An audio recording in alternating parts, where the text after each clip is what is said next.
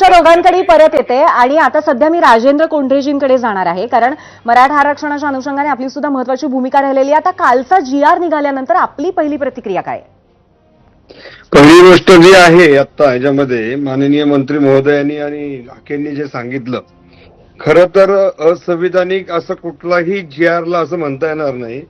हाकेंनी पहिलं महाराष्ट्रातला जो अधिनियम 2012चा नियम आहे तो आता माझ्या समोर आहे.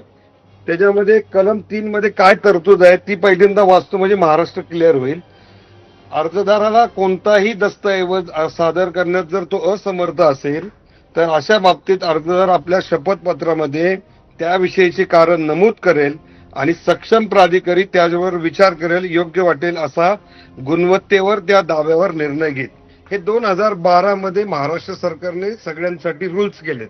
आता हा GR काल जो काढलेला आहे तो काय सांगतोय की या प्रतिज्ञापत्राच्या आधारे अनुषंगिक पुराव्याचे सक्षम प्राधिकारी स्थानिक चौकशी करून खातरजमा करेल आणि अर्जदार जो आहे तो वंशावळ गाव समिती आवश्यक ती चौकशी करेल.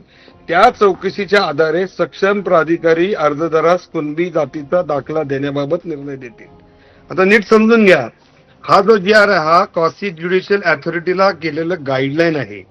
जात पडताळणी करण्याच्या अगोदर जात प्रमाणपत्र देणारा अधिकारी याच्यावर शासन असं बाइंड करू शकत नाही की तू दिलंच पाहिजे. त्याच्या मनाची कायद्याप्रमाणे विहित केलेल्या पद्धतीमध्ये जर ते बसत असेल तरच तो हे प्रमाणपत्र देऊ शकतो. हा त्याच्यातला पहिला मुद्दा आहे.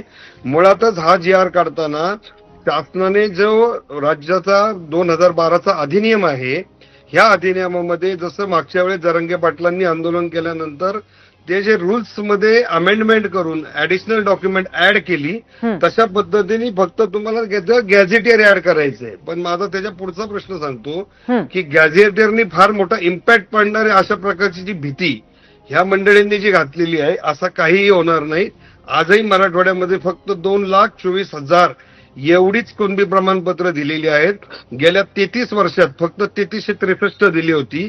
त्यामुळे त्याच्यातनं आणलेली सुलभता म्हणजेच काहीतरी ओबीसीचं सगळं ओरबाडून घेतोय ते पण अमान्य आहे. आणि शेवटचा मुद्दा एकच सांगतो, Madhuri Patil versus state of Maharashtra जी आदिवासी विभागाची केस सर्वोच्च न्यायालयामध्ये ज्याच्यातनं जात पडताळणी आपल्याकडे नियम तयार झाले, ह्या केसमध्ये सर्वात जुने डॉक्युमेंटला प्रोबेटिव्ह व्हॅल्यू दिलेली आहे.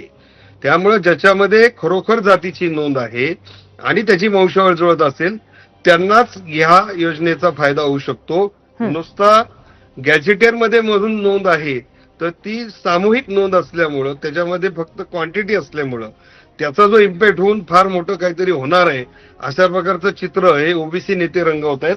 त्यामुळे विनाकारण ओबीसीत भीती तयार होती असं माझी धारणा.